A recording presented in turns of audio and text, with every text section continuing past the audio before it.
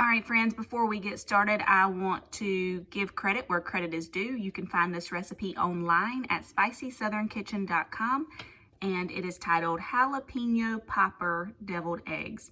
All right, friends, so here are our ingredients. You can read them quickly for yourself, or you can pause the video so that you can have them on your screen so you can get them ready. And then there are the instructions.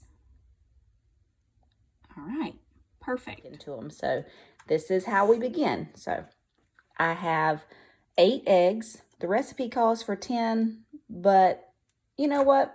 Let's put all 10 in there. All right, so I have 5 and 5 is 10. So I have 10 eggs straight out of the refrigerator and into a pot of warm water from the sink. And now I'm going to go to my stovetop and I'm going to turn it on. I like 7 or 8, just enough to get the water boiling. And I also like to place the lid on top until it starts boiling because it'll boil a little quicker. All right, step 1, eggs out of the refrigerator into a pot of water, and then turn the stove on. And then place the lid on if you want it to heat up quickly. Yeah, the next step is to wash your ingredients that you need. Now let's go over the ingredients that it said we needed. It said we needed 6 slices of bacon, and I really like bacon, so I'm gonna use like 10. So I have bacon, and then I have my clove of garlic. I have my jalapenos, and it only calls for 1, but like I said, we like it a little spicy. We need some mayonnaise, but since this one's almost empty, I went ahead and put out the second one. We need some cayenne pepper. We need apple cider vinegar. We need some Dijon mustard. All I have is spicy brown. It's basically the same thing. And then some salt. All right. Oh yeah, and can't forget the cream cheese. That's what makes it even more delicious. So I've got my ingredients ready, and then I'll move on to the next step. And I don't know if you can hear that noise in the background, but my eggs are currently boiling. So while my eggs are boiling, I'm getting everything else ready. All right, by the way, once your eggs start boiling, you do not need the lid anymore, and you need to set a timer for 11 minutes. Eggs need to boil about 11 minutes. All right, friends, you do have to use a knife in order to slice up your jalapeno and to seed it. So it wants the jalapeno seeded. What that means is you are going to have to cut it down the center and then go off to the side, and you'll cut out the center very carefully and with an adult's help, of course. You're not doing this solo. And you'll cut out the center, and then you'll knock out the seeds. That is what a jalapeno looks like on the inside once it has been seeded. So with an adult's help, go ahead and take it. You'll probably only use 1. Take your 1 jalapeno and slice it and seed it and get it ready. All right, friends, now that I have my jalapenos seeded and ready, it is time to chop them up because they are going in the frying pan with a little bit of leftover grease from this morning's bacon and that clove of garlic. So I'm gonna chop up the jalapenos. I'm gonna chop up that piece of garlic, and I will get back to you, okay? All right, friends, my timer is just now going off. I'm gonna turn it off, and I'm going to turn off my eggs, and I'm going to let them sit for a moment while I get the jalapenos and garlic going. So here's my diced up jalapenos. Here's my diced up garlic. And then over here, I have little half rounds of garlic of jalapenos, because I know that when I'm done, this is one way to garnish it and let people know that it's a little spicy. So to garnish it is kind of like to make it pretty and to put a little something on top of it. So those are going to be saved until the end. So now I'm going to get out my bacon grease.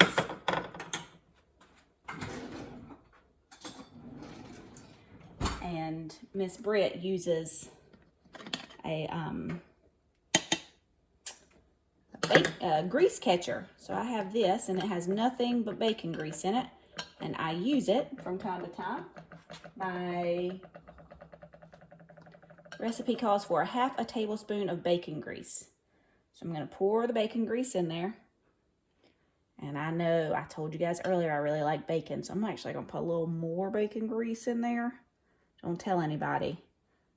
You can always change a recipe to suit your individual taste.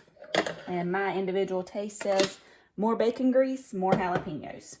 So I have my bacon grease in my pan. I'm going to reach over here and turn on my burner right here. And I'm going to go ahead and drop my jalapenos and my garlic into my pan so they can start to cook. All right, friends, while I have my jalapenos and my garlic cooking, I'm going to turn those down because I cook everything way too high, my husband says. Ha-ha. I'm going to turn that down, and I'm going to come over here, and I'm going to start peeling my eggs. So, kind of hard surface, crack it, and peel. All right, friends, the next step in our procedure, because cooking is a process, so it has a procedure, we are going to cut our eggs in half, you with an adult's help. We're going to cut them in half, and then we're going to remove the yolk. That's the yellow part. And I already have my bowl sitting over here ready. So I'm going to take my yolks out, just dump it out, and then lay your egg down, okay? You're going to do that for all of your eggs. I have my egg yolks in my bowl. And then I need to start, it says place egg yolks in a medium bowl with cream cheese, mayonnaise, Dijon mustard, apple cider vinegar, salt, and cayenne. So I need to take all of my ingredients and include them in the bowl right now. So that's what I'm going to do. All right, I need 3 ounces of cream cheese. Now this is a brand new block of cream cheese. But if you'll look on the side, it is measured for you already in ounces. So from here to here is 1 ounce, another ounce, and another ounce. So I need 3 ounces. So I need 1, 2, 3. I'm going to get that out. So again, 1, 2, 3. So I'm going to cut it about right here. I'm going to add that cream cheese. My hands have been washed multiple times, as should yours. Take my cream cheese. I'm going to add that. I need 3 tablespoons of mayonnaise. So I pulled out my tablespoon right here.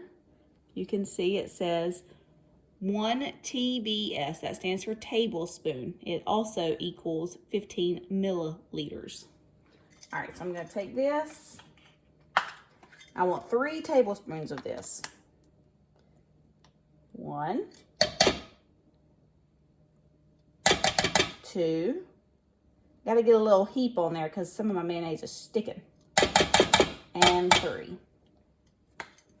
3 tablespoons of mayonnaise.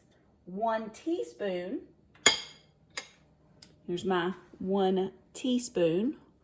1 TSP. 1 teaspoon of Dijon mustard.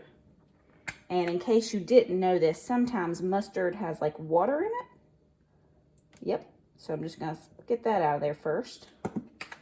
Mix it up. And then put my, level it out, and yep, stick that in there. Then I'm going to do a 1/4, which is this one. We were about to head into fractions when the coronavirus made us stay at home. So this is 1/4 of a teaspoon. I need that much apple cider vinegar. And I always shake up my vinegar because sometimes stuff settles at the bottom. So I shake it up. And I need a 1/4 of a teaspoon. There we go. And a pinch of salt and a pinch of cayenne pepper. Well, I like both, so I'm going to dash it instead of pinch it because I don't want to put my fingers in there. A dash or 2. And since I know bacon is salty, I don't want to over salt it. So I'm just going to do a little bit of that. Plus, you can always add salt at the end if it's not salty enough. All right, so I'm going to take all of these ingredients and I'm going to mix them up. All right, your stuff should be looking real good right now. I sometimes like to turn my bowl on its side and kind of mash stuff out. So keep mixing until it's all mixed very well together. All right, friends, my next step tells me to mix in my jalapenos and garlic that I sauteed earlier. So I'm just gonna scrape those out of my bowl and into my mixture. I'm gonna blend those well. And then my next says that I'm gonna put this bacon in there, but it wants me to save a little bit to garnish the top of the mixture. I don't typically do that just because I'd rather have it mixed in, I guess, is why I don't do that. So I'm actually gonna chop up all of my bacon. I've got my jalapenos and my garlic in there. I'm gonna mix this together, and then when I have my bacon chopped up, I will mix it in. I'll be back in a minute. All right, friends, if you cook your bacon crispy like me, it doesn't take long to get all this chopped up into smaller pieces, but you do want it to be small enough that it can fit through a hole that we're going to make in a bag so that we can pipe this mixture into our eggs without getting too messy. All right, so I'm just finishing up the last little bit. I'm gonna take this, pour it into my mixture, and I'm gonna blend it all together, and I will show you when we're done. All right, friends, so I've mixed up my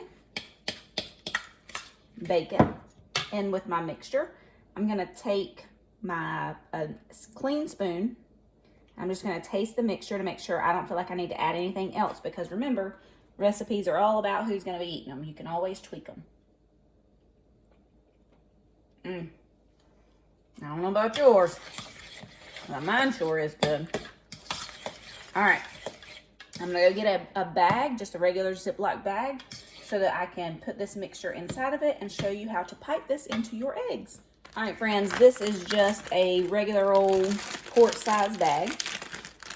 You open it, and then you kind of fold the top down around the outside.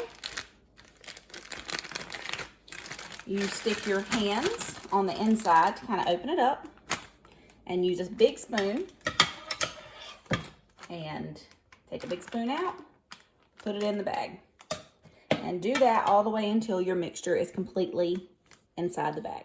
All right, friends, once you have your mixture inside of your bag, kind of shake it down a little bit. Turn the bag right side again. Get as much of the excess air out as you possibly can. Well, hey, Pete, we're glad you decided to get up. Seal your bag, and then go to one of the corners, kind of like what we did at Christmas, well, during the holidays, when we made piping bags for our icing to make our gingerbread houses when we had our gingerbread house contest. All right, so we've got our piping bag, and now you are going to take the hole and put it over top of your eggs, and you're going to squeeze the bag. Don't squeeze too fast or you'll overfill your eggs. Just fill them up at first, and then whatever you have left over, you'll go back and add more to it at the end. So get it all to the one spot, and then go back over your eggs and add a little bit more to them. Make them a little bit more full.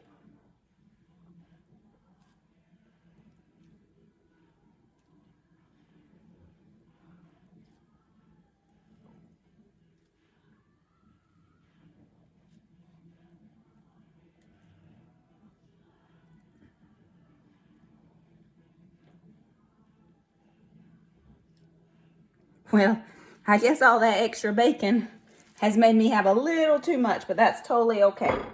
All right, last step, my friends. If you're like me and you like that extra spice, you take your fresh jalapeno and you stick it right on top.